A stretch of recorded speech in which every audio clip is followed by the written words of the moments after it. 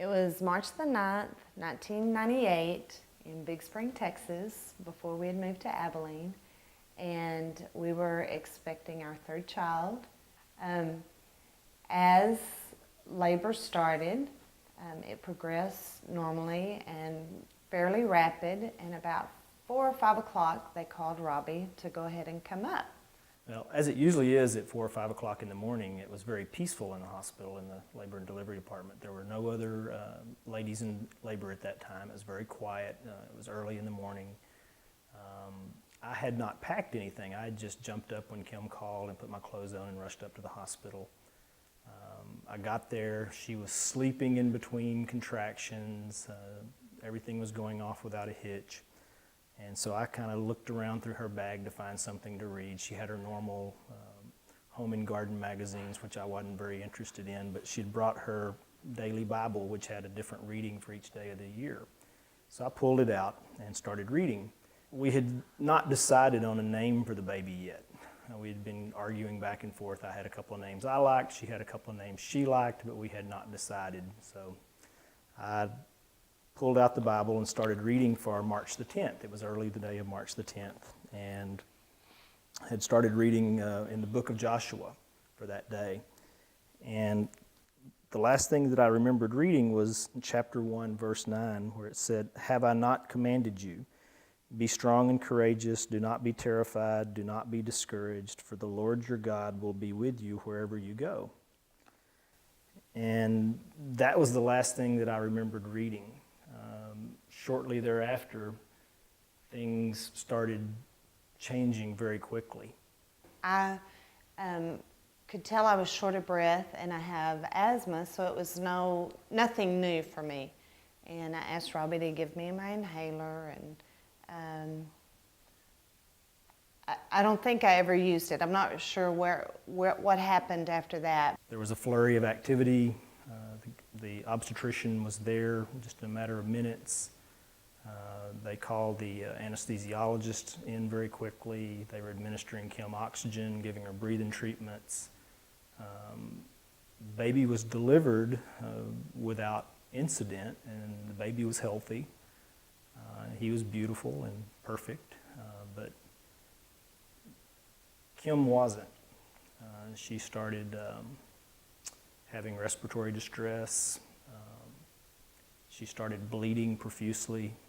She started having rapidly diminishing mental status, started slipping into a coma, and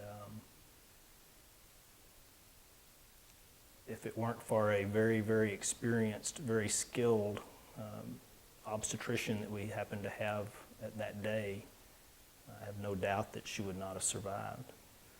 He immediately took her back down to surgery, started massive transfusions of blood and blood products, and come to find out she had suffered an amniotic fluid embolism and had gone into disseminated intravascular coagulation, which is a fancy big medical term, but basically it means that some of the amniotic fluid had gotten into her blood circulation, and then she had a massive reaction to it, and then she started to just bleed everywhere. And it's very rare. It only happens about 50 cases or less per year in the United States. In smaller community hospitals like the one where we're at, it's about 90% fatal. Dr. Forks, who was her attending doctor, took her to surgery, did emergency surgery trying to stop the bleeding. They gave her massive amounts of blood. He and the anesthesiologist, they called for a helicopter from Lubbock, which is the nearest maternal fetal center. It was going to be over an hour before a helicopter could be flushed and flown down to our hospital, so he said that was too long. He and the anesthesiologist rode with her in the ambulance, doing constant CPR and fundal massage the entire time to the hospital in Lubbock. One of the girls that worked in my front office, her father was a Church of Christ preacher in another church in town. He came up, and I was making very rapid arrangements to go to Lubbock because Kim was coming out of the operating room, and he said, I'll ride with you to Lubbock. And I said, no, I'm fine, I'll be okay. And he goes, no, I'm riding with you to Lubbock. I said, okay. So we got in my truck, and he said, I'll drive. And I said, no, I'll drive. And I wouldn't take no for an answer, so I drove. And driving to Lubbock, which is about 120 miles from Big Spring, driving, 90 miles an hour, wiping away tears the entire time. And I just had this sense of doom and gloom inside me that I'd seen my wife alive for the last time that morning. And I was praying, but they were empty prayers. I know that's a harsh thing to say, but it's about halfway there, probably somewhere north of Lamesa, and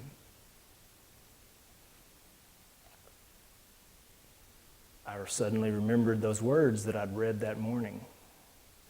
I knew at that moment that everything was going to be okay. It's like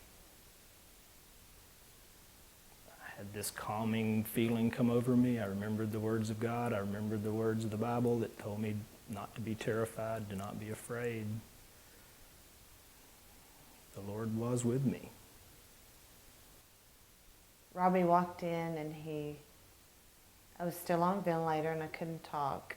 And he said, I want his name to be Joshua. And I was like, okay. I didn't know the story then, but I couldn't really argue back. So that's how Joshua became Joshua.